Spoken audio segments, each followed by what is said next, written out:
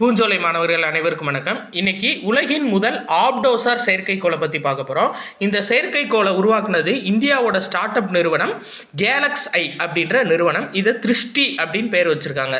இந்த ஆப்டோசார் செயற்கைக்கோள் அப்படின்றது 2 டெக்னாலஜி பயன்படுத்தியிருக்காங்க. இதில் ஒன்று என்ன அப்படின்னா மின் ஒளியியல், அதாவது எலக்ட்ரோ ஆப்டிக்கல் சென்சார் டெக்னாலஜி. இன்னொன்று வந்துட்டு செயற்கை துளை ரேடார் சென்சார். அதாவது 2 இது. ஃபஸ்ட்டு வந்து மின் ஒளியியல், அதாவது எலக்ட்ரோ ஆப்டிக்கல் சென்சார். இன்னொன்று செயற்கை துளை ரேடார் சென்சார்னு 2 டெக்னாலஜி பயன்படுத்தியிருக்காங்க. இதில் ஃபஸ்ட்டு இந்த மின் ஒளியியல் சென்சார் இருக்குது பார்த்தீங்களா, இது வந்து சூரிய ஒளி மற்றும் தெளிவான வானிலை இருக்கக்கூடிய பகுதிகளை கரெக்டாக ஃபோட்டோ எடுத்து அனுப்பும் மேலேருந்து. சரிங்களா, எங்கெல்லாம் தெளிவான வானிலை இருக்கோ, எங்கெல்லாம் வந்துட்டு சரியான சூழல் இருக்கோ அந்த இடத்த ஃபோட்டோ எடுத்து அனுப்பக்கூடியது இந்த மின் ஒளியியல் சென்சார். இன்னொன்று பார்த்தீங்கன்னா இந்த செயற்கை துளை ரேடார் சென்சார். இது வந்து ரேடார் சிக்னல்ஸை அனுப்பி எங்கெல்லாம் வந்துட்டு, அதாவது அனைத்து காலநிலைகளிலும், சரிங்களா, எல்லா காலநிலைகளிலும் பனி பெஞ்சாலும் சரி, மழை பெஞ்சாலும் சரி, நம்ம பூமியோட புகைப்படத்தை தெளிவாக படம் எடுக்கிறதுக்காக பயன்படுறது இந்த 2வது டெக்னாலஜி. என்ன அப்படின்னா செயற்கை துளை ரேடார் சென்சார். இந்த 2 டெக்னாலஜியும்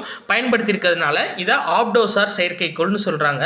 ப்ளஸ் இந்தியா வந்துட்டு இந்த திருஷ்டி அப்படின்னு ஒரு திட்டத்தை உருவாக்கியிருக்காங்க.